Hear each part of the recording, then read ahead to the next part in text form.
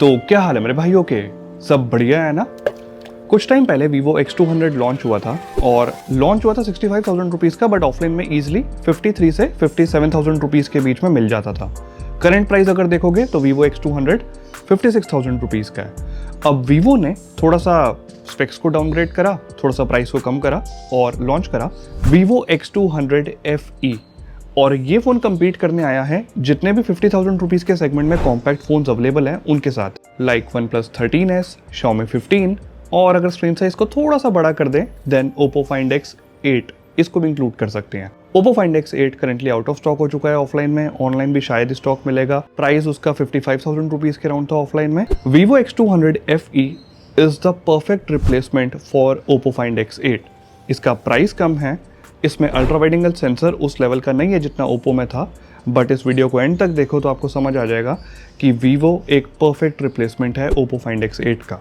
बाकी क्या ये Xiaomi 15 से बेटर है, OnePlus 13s से बेटर है, ये सारी बातें आपको मैं वीडियो में एक्सप्लेन करूंगा। दूसरी चीज़, अगर आपके मन में ये सवाल आ रहा है कि क्या हमें 10,000 रुपीज़ सेव करके Vivo T4 Ultra परचेज कर लेना चाहिए, जिसमें अगेन टेलीफोटो लेंस मिल जाएगा, प्रोसेसर सेम मिल जाएगा, Dimensity 9300+, या फिर हमें 10-12,000 रुपीज़ बजट स्ट्रेच करके X200 FE की जगह डायरेक्टली Vivo X200 परचेज करना चाहिए, इसका जवाब भी मैं आपको इस वीडियो में दूंगा।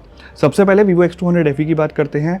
बहुत ही परफेक्ट फॉर्म फैक्टर के साथ आता है, 6.31 इंचेस की डिस्प्ले है।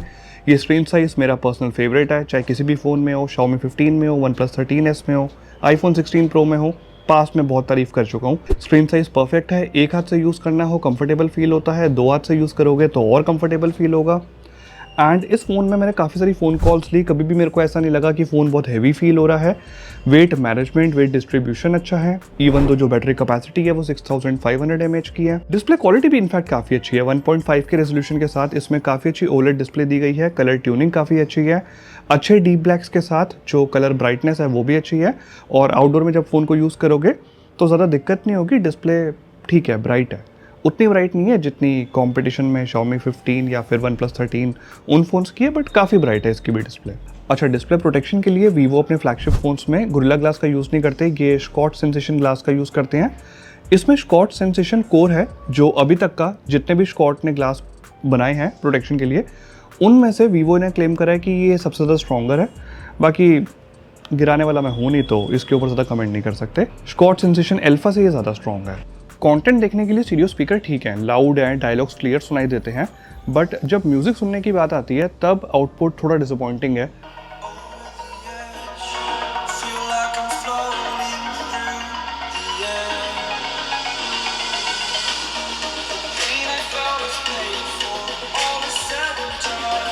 इंस्ट्रूमेंट सेपरेशन थोड़ा और अच्छा होना चाहिए था, ओवरऑल म्यूजिक आउटपुट थोड़ा और रिच होना चाहिए था। परफॉर्मेंस के लिए Dimensity 9300+, Android 15 out of the box मिलता है FunTouch OS 15 के साथ, and day to day task easily handle करेगा, नो मैटर आप सोशल मीडिया ऐप्स यूज़ कर रहे हो, एक टाइम पे दो ऐप्स को साइमल्टेनियसली यूज़ कर रहे हो, लाइक गूगल मैप्स हो गया, बैकग्राउंड में यूट्यूब म्यूजिक यूज़ कर रहे हो, तब भी फ़ोन एकदम स्मूथ फील होगा। The best part is phone के हैप्टिक्स इंप्रूव कर दिए हैं। अगर 35,000 रुपीज़ में Vivo T4 Ultra आप सोच रहे थे तो उसके हैप्टिक्स इतने बेकार हैं, 15-20 हज़ार के फ़ोन के भी वैसे ही हैप्टिक्स होते हैं, एंड उस फ़ोन को यूज़ करने का मेरा तो बिल्कुल मन ही नहीं करता। तो अगर हैप्टिक्स आपके लिए एक इंपॉर्टेंट एस्पेक्ट रखता है फ़ोन में, ये फ़ोन काफ़ी बेटर है X200 FE। और वैसे भी 30,000 रुपीज़ से ऊपर किसी भी फ़ोन पे स्पेंड कर रहे हो तो मेरे अकॉर्डिंग आप डिज़र्व करते हो कि आप एक ऐसा फ़ोन लो जिसके हैप्टिक्स अच्छे हों। कीबोर्ड मतलब कुछ भी टाइपिंग कर रहे होगे या ऐप्स के बीच में स्विच कर रहे होगे तो सटल है हैप्टिक्स, बट फीडबैक अच्छा दे देते हैं, काफ़ी प्रिसाइज मोटर का यूज़ करा है। अपार्ट फ्रॉम दैट, गेमिंग करते टाइम इसमें BGMI मैंने बहुत देर प्ले करी है, कंसिस्टेंट FPS मेंटेन कर लेती है। गेंशिन इम्पैक्ट उतनी स्मूथ नहीं चल पाती जितना लेट्स से एक स्नैपड्रैगन 8 एलीट वाले फ़ोन में चल जाएगी, but I am not sure, हर एक का यूजेज अलग है। आपको ये फ़ोन गेमिंग के लिए लेना है देन आपको OnePlus 13s कंसिडर कर लेना चाहिए। कैमरास में थोड़ा सा उसमें कॉम्प्रोमाइज़ आपको करना पड़ेगा, एंड क्यों करना पड़ेगा वो बेटर एक्सप्लेन करने के लिए इस सेगमेंट के बेस्ट कैमरा फ़ोन को मैंने पिक करा Xiaomi 15, जो इससे थोड़ा सा एक्सपेंसिव है बट उसमें स्टोरेज भी 512 GB आती है। Vivo X200 FE, वेल इसका प्राइस तो 55,000 है 256 GB स्टोरेज मॉडल का, बट ऑफलाइन में ये 50,000 रुपीज़ का मिल रहा है। ऑनलाइन भी बैंक डिस्काउंट, कार्ड डिस्काउंट्स के बाद 50,000 का है, बट अगर इसको आप सेल्समार्ट कैफ़े से परचेज करोगे, आपके पास क्रेडिट कार्ड हो या फिर ना हो, आपको X200 FE फ्लैट 46,000 रुपीज़ में मिल जाएगा। 512GB वेरिएंट चाहिए वो 51,000 रुपीज़ का मिल जाएगा। डिस्क्रिप्शन में सेलस्मार्ट कैफ़े की सारी कॉन्टैक्ट डिटेल्स मैंने प्रोवाइड कर दी हैं, आप चाहो तो कॉन्टैक्ट कर सकते हो। बट उससे पहले ये समझ लो कि कैमरा आखिर स्टैंड क्या करता है। डे लाइट कंडीशंस में दोनों फोन्स काफ़ी अच्छी 4K वीडियोस रिकॉर्ड कर लेते हैं। 30 FPS पे ये वीडियो रिकॉर्ड हो रही है, डायरेक्ट सनलाइट आ रही है फेस पे। दोनों फ़ोन के कैमरास एक्सपोजर अच्छे से मेंटेन करते हैं, even highlight control is also good. It's just contrast थोड़ा सा बेटर है Xiaomi 15 की वीडियो में। ऑटो फोकस डे लाइट में मुझे ठीक लगा। वीडियो स्टेबलाइजेशन ठीक है, बट प्राइस को कंसिडर करते हुए दोनों फोन्स की वीडियो स्टेबलाइजेशन थोड़ी और स्मूथ, थोड़ी और बेटर होनी चाहिए थी। अगर आर्टिफिशियल लाइट में या लो लाइट में आप मूव करोगे तो क्लियरली आप नोटिस करोगे Vivo X200 FE का सेंसर साइज उतना बड़ा नहीं है जितना Xiaomi 15 का है। हेंस वीडियो में थोड़ी नॉइस ज़्यादा देखने को मिलती है।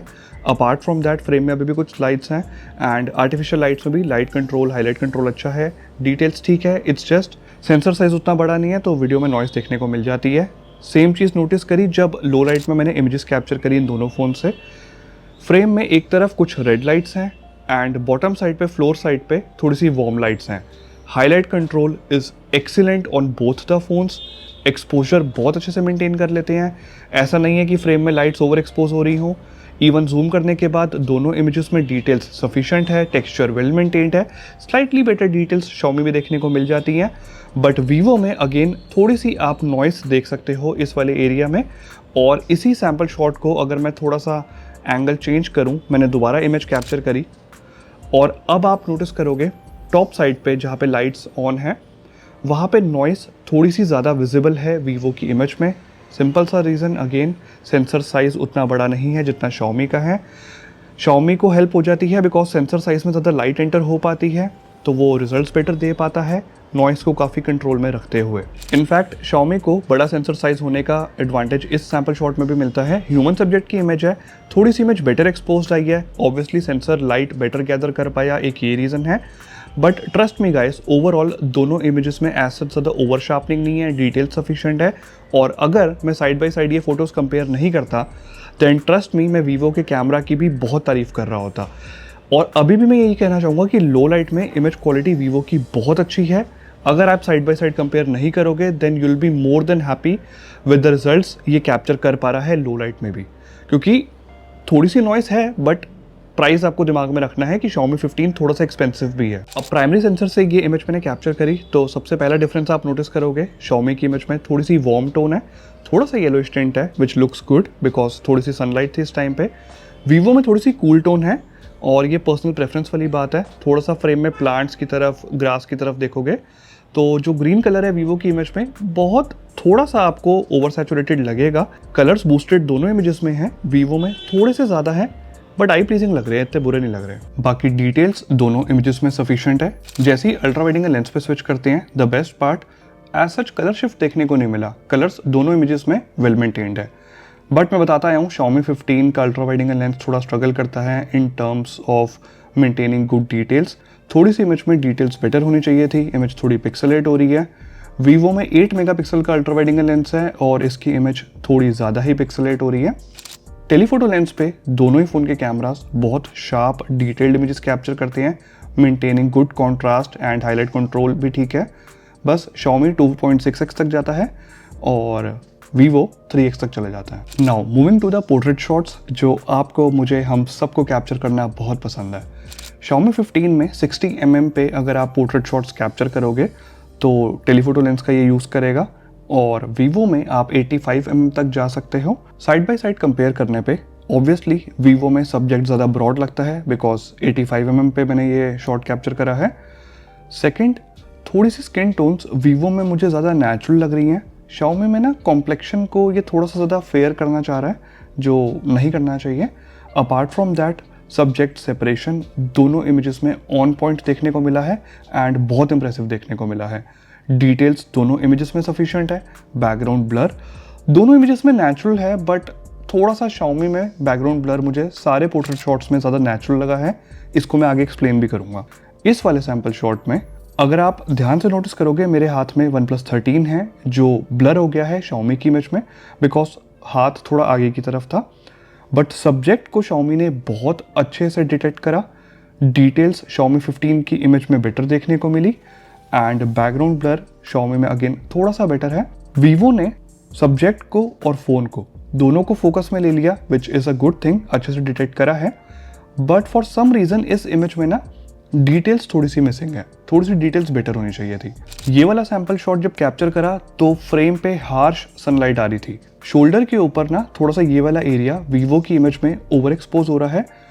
But apart from that Vivo ने बहुत अच्छी इमेज कैप्चर करी है, बिकॉज अगेन जो स्किन टोन्स हैं वो वीवो की इमेज में थोड़ी सी ज़्यादा नेचुरल देखने को मिली।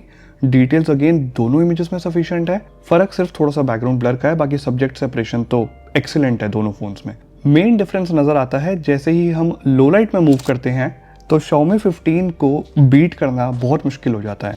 कलर साइंस देखो, थोड़ी सी वार्म लाइट्स ऑन थी इस टाइम पे, और जो एक्चुअल लाइट्स का कलर मेरे फेस पे रिफ्लेक्ट हो रहा है वो Xiaomi 15 ने बहुत एक्यूरेटली मेंटेन करा है। एंड मेन डिफरेंस आप नोटिस करोगे बैकग्राउंड ब्लर बहुत नेचुरल देखने को मिला है Xiaomi 15 की इमेज में। वीवो में ना कहीं कहीं पे ब्लर थोड़ा ज़्यादा इंटेंस है, कहीं कहीं पे ब्लर थोड़ा सा कम है, तो थोड़ा सा इनकन्सिस्टेंट है बैकग्राउंड ब्लर।